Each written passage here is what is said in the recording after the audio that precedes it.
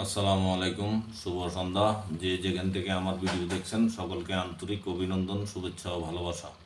আমি মোহাম্মদ শিব্বির আহমেদ, চ্যানেল বাংলা 78 থেকে বলছি। নয়াদিগন্ত একটি রিপোর্ট করেছে যেখানে বলা হয়েছে জুলাই বিপ্লবে আহতদের পুলিশের বিভিন্ন ইউনিটে কাজ দেওয়া হবে। স্বরাষ্ট্র উপদেষ্টা লেফটেন্যান্ট জেনারেল অবসরপ্রাপ্ত মোহাম্মদ জাহাঙ্গীর আলম চৌধুরী বলেছেন, জুলাই বিপ্লবে আহতদের মধ্যে প্রথমে 100 জনকে পুলিশের বিভিন্ন ইউনিটে কাজ দেওয়া হবে।